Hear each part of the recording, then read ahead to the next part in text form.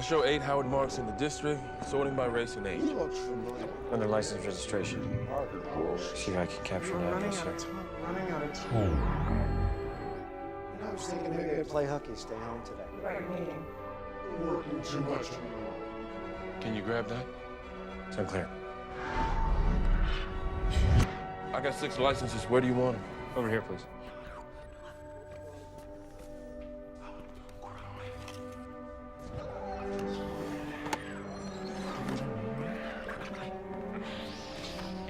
Very slow.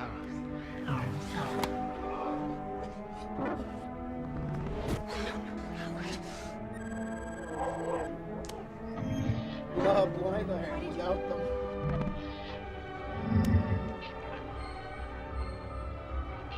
Got them in the Foxhole, 4421 Gainsborough. Send a DCPD blue and white. Set up a perimeter and tell them we're en route. Investigator from the feds here. Yeah, I don't need some twink from the Fed poking around right now. John, I wrote it down on your calendar. I left you a message at your house. Check in with the papers they had it forwarded. See if they... Andy here with the Deplorable General. The clip you just saw was from the movie The Minority Report. Okay, great movie. A lot of you have seen it. Okay, the premise behind it then is that there is this ability for government to analyze people's thoughts and patterns and determine the crimes that they will likely commit in the future, and those people then are arrested based off of those crimes, right? So it seems though that what was fantasy is now becoming reality. So in a recent article that was published a couple days ago, I read it on reason.com. I'm going to go ahead and read the article to you, and then I'm going to talk about a personal story that I was just told today and why it's relevant to this article. Okay, so the article starts off, put my glasses on here. Did anyone truly believe that the government cares about our privacy on social media?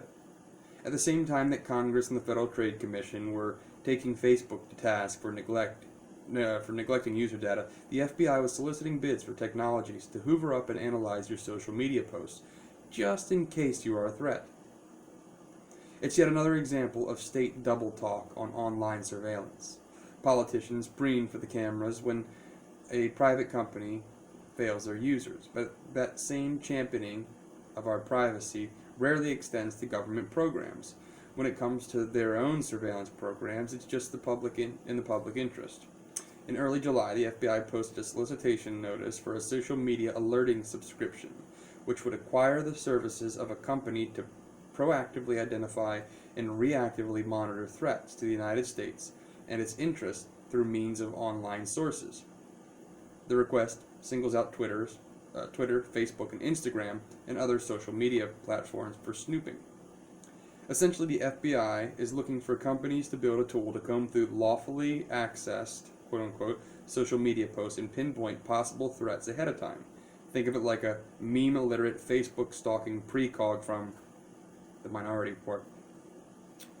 Although the notice was posted well before this month's mass shootings, it's easy to see how this system could empower the red flag law ideas that have since gained prominence. This kind of proactive identification could allow law enforcement to target and even disenfranchise social media users whose posts may have merely been misinterpreted. So let's call this red flag tool for short. The FBI's red flag tool statement of objects provides a glimpse into the agency's sprawling social media exploitation efforts. There are operations centers and watch floors which monitor news and events to create reports for the relevant FBI team. These spur the activation of fusion centers, tactical teams which use the early notification, accurate geolocations, and the mobility of social media data to issue their own reports. There are also FBI agents in the field, legal attaches, whose job will be much easier with translation-enabled red flag tool. And last are the command posts, teams of power users assigned to monitor specific large events or theaters of operations. To be clear, the proposed tool does not seek to access private messages or other hidden data. Rather, it would scrape and rationalize publicly accessible posts.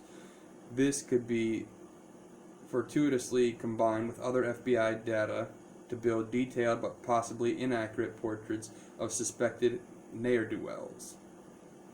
Unsurprisingly, social media companies are not pleased, although they're often criticized for their own data practices. Many of them have explicit bans against building such tools to share data with intelligence agencies. Facebook disallows developers from using data from us to provide tools that are used for surveillance. This seems to fit the bill. Twitter similarly forbids developers from making Twitter content available to any public sector entity or any entities providing services to such entities, whose primary function or mission includes conducting surveillance or gathering intelligence. Sounds like the FBI to me. But despite these company policies, similar tools already exist. The Department of Homeland Security, for instance, collects social media data on many people who apply for visas each year. Germany's NetzDG law, which requires social media companies to proactively monitor and take down posts for hate speech, doesn't mandate that companies share data with intelligence bodies, but it requires comparable infrastructure. The European Union has proposed a similar system for terrorist content. The FBI says that the system will ensure that all privacy and civil liberties compliance requirements are met. Few will find that comforting, but let's be extremely charitable and assume that the systems will be fully on the up and up. There's still the problem of interpretation, which is formidable.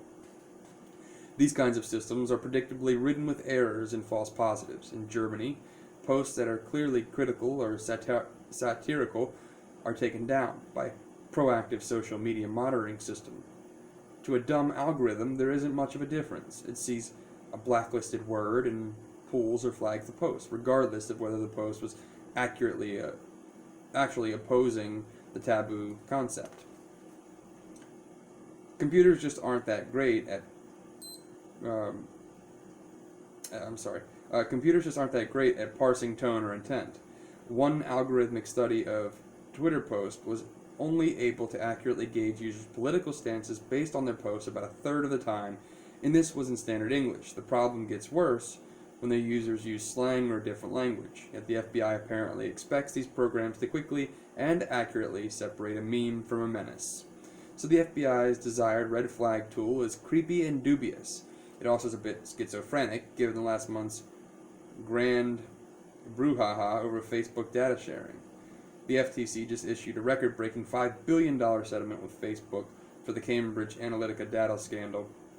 Facebook had allowed developers access to user data that violated their terms of service, as well as 2012 FTC consent decree against the company for its data practices. This means that data was exploited in ways that users thought were forbidden, granting programming access for tools to shuttle data to intelligence agencies, which is also against Facebook policies, won't seem much different to users. But the red flag tool may violate more than Facebook's own policies. It could go against FTC's recent settlement, which ties Facebook to a comprehensive data security program. The Wall Street Journal quotes FTC spokesman stating that the consent decree protects all data from being gathered without user knowledge.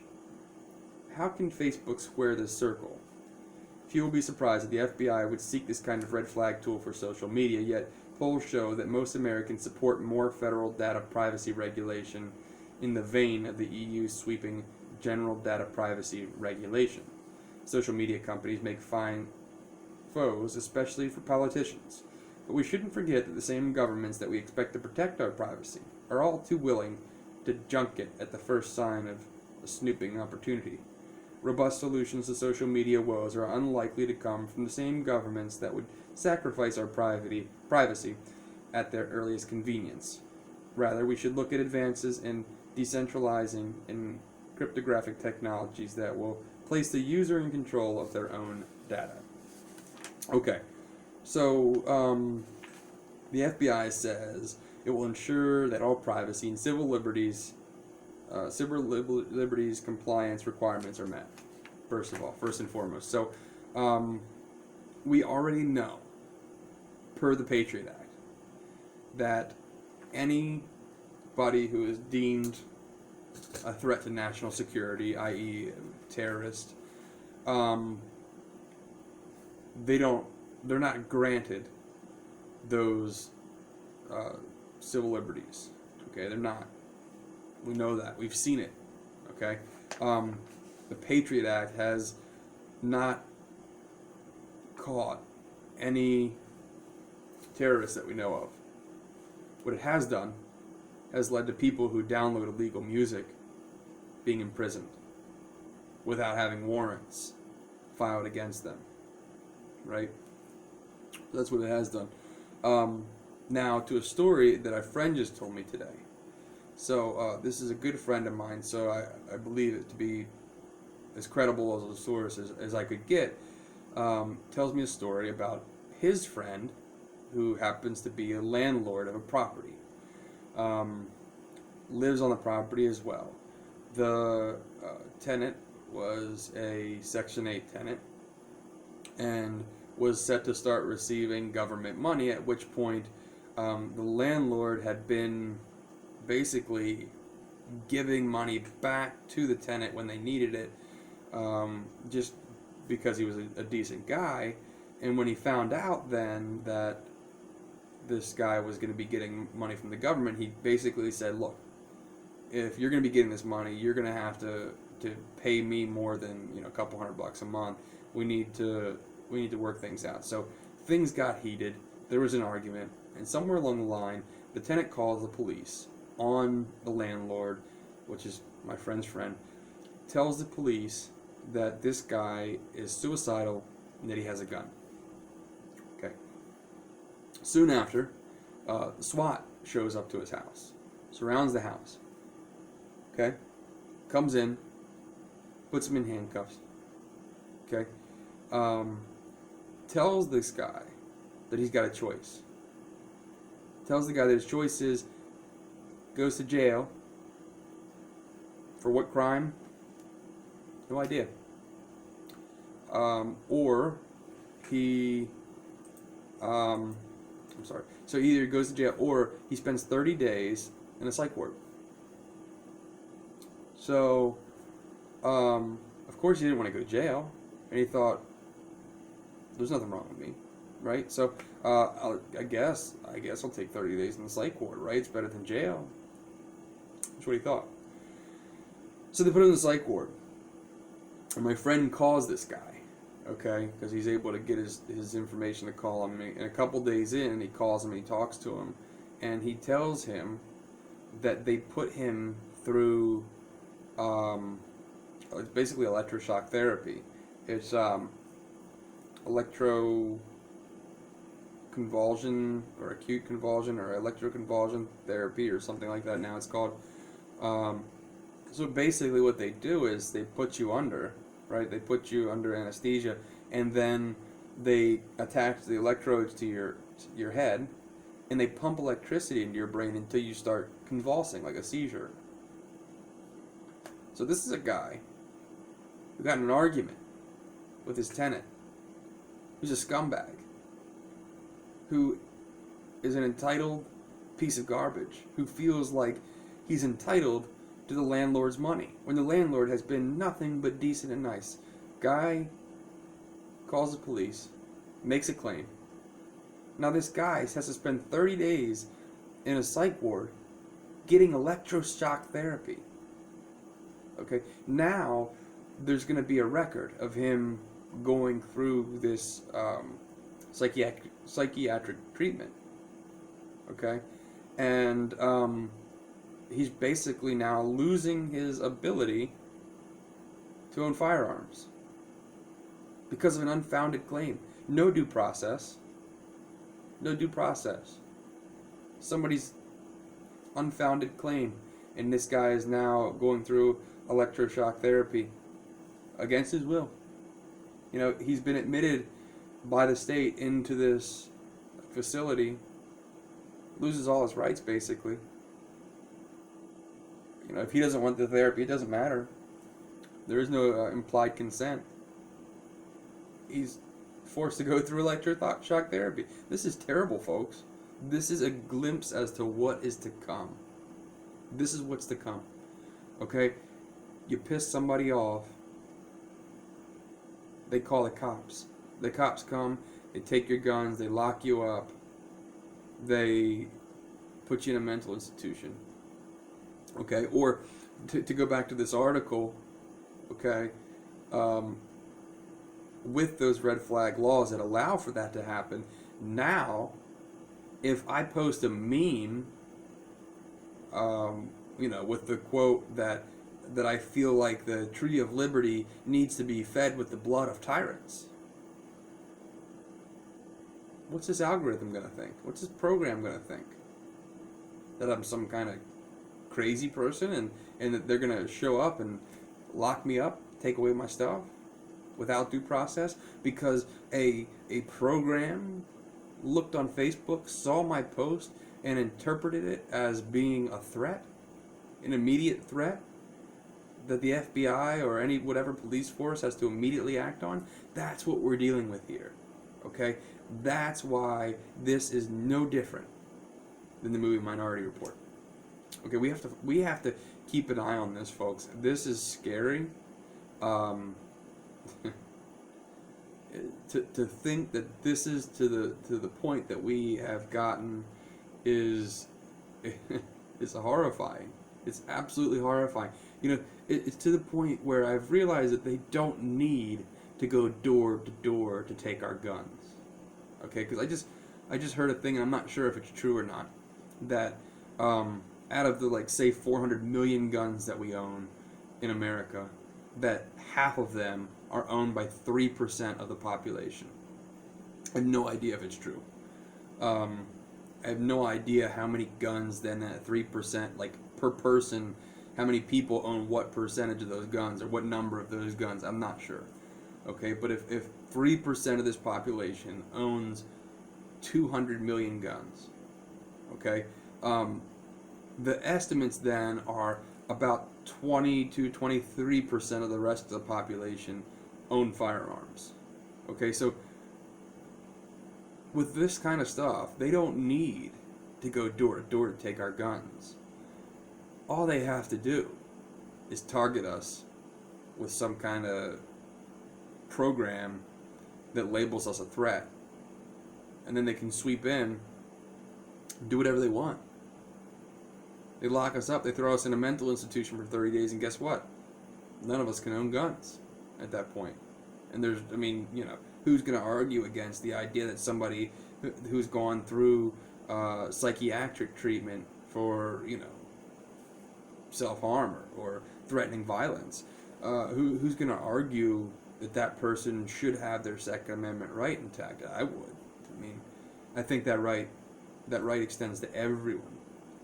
Unless you're incarcerated. But then even then, once you get out, you've served your time. You should get your rights back, I think. So this is, folks, this is something to pay attention to. This is something to pay close attention to. As developments on this come out, I'm sure I'll read about it, I'll find out about it, and I'll bring that to you guys. But this is scary times, folks. It really is. And all we can do is pay attention. For now, all we can do is pay attention. And if stuff like this starts happening, as this story that just happened to a friend of mine, we need to share these stories. People need to be made aware of it. Because unless people are made aware of it, then nobody's going to think it's real. Right? Everybody's just going to say, oh, that's just a story or whatever. But the more people who come out and tell these stories of stuff that's actually happened to them or people they know, that's when it's going to become real to people. And once it becomes real, that's when people are going to start acting. And we need to start acting soon, folks. I don't know what that looks like. I don't know what that means. But I know that we cannot sit by and allow a program to determine if we are threats. We can't. Okay, we got to stand up. We have to do something about this. I don't know what it is. We need to figure it out, though. Okay. So anyway, our normal show is going to be up on Thursday. I'm not sure what we're going to be covering this Thursday, but I did just want to bring that to you as I get advancements in different 2A news and stuff like that across my desk. I will bring it to you in a short podcast like this, but hopefully Hopefully it's educational to you. I'm not sure if you've heard about this or seen this before, but hopefully it's educational to you and you tune in next time. If so, if you like this content, go ahead and like down below, the thumbs up button, and subscribe. Over in the corner you'll see the subscribe, and then share this video, okay? Facebook's algorithm is not going to allow my channel to grow and get more views and get more subscribers unless you're sharing the content that I put up. And so if you think that the stuff that I'm sharing here is valuable, I ask that you please just like and subscribe and share to Facebook, your friends and family, and we would greatly appreciate that. And if there's anything that you want to add to this, any questions or any comments on this, go ahead and add it in the comments below, and I'm pretty good at answering any kind of posts that are made down there. So I'm Andy, Deplorable General, over and out.